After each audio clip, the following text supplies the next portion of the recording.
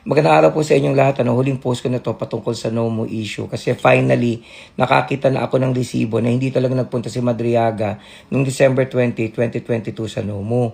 Kahapon kasi ka-text ko si Attorney Falsi. Sinasabi ko sa kanya na alam mo, yung huling time na nandun si Attorney Reynold Monsayak, June pa of 2022 So syempre ang tanong niya, ano yung event yun ng December 20, 2022? Kasi di ba nung araw na yon, sabi ni Madriaga sa supplemental affidavit niya, 8 p.m. galing siya sa Cabuyao, Laguna, dumiretso siya sa NOMO, dumating siya mga alas 12. Nakita niya si Attorney Monsayak, dala niya yung duffel bag, inutusan siya umakyat sa taas. So, sabi ko kay Attorney Falsis, wala kaming event. Ang ginawa ko ngayon, chinek ko. Kasi kami wala chinek ko, meron palang event yung chef na consultant namin nung araw na yon. Marami silang nagpunta sa NOMO nung December 20 kasi binook niya yung NOMO para dun sa Christmas party nila at ng mga kasama niya sa trabaho sa isang malaking all-you-can-eat restaurant. Papakita ko po sa inyo yung convo nila. Dito sa convo nila na makikita nyo, binubok nila yung December 20. Pinag-uusapan pa nga nila kung magkano. So nakalagay pa dyan 25K. Sabi ng chef namin, gusto lang naman namin mairaos yung Christmas party.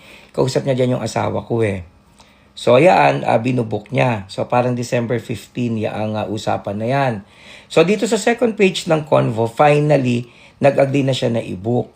So kinuha niya na yung December 20. Tapos makikita niyo dito sa exchanges nila, pupunta sila ng NOMO from 11 p.m. hanggang 4 a.m. Ngayon, bakit 11 p.m. hanggang 4 a.m.? Kasi naalala ko na, tinawagan ko si chef. Noong time na yan, galing pa sila sa trabaho.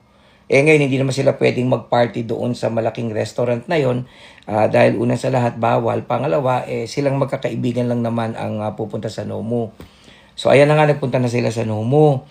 Mga bandang 11, nagdatingan na yung mga tao. Sabi ng chef namin sa wife ko, pangit yung camera ko, baka pwede mo naman kuhaan kami ng picture para meron kami souvenir. Ipopost ko yan sa mga darating na araw. So yung wife ko yung kumuha ng picture. So pag kumukuha siya ng picture, pinapadala niya sa messenger. So ito yung unang padala niya. Ang oras ay 11:52 ng December 20. Nakita niyo dyan na maraming mga picture dyan.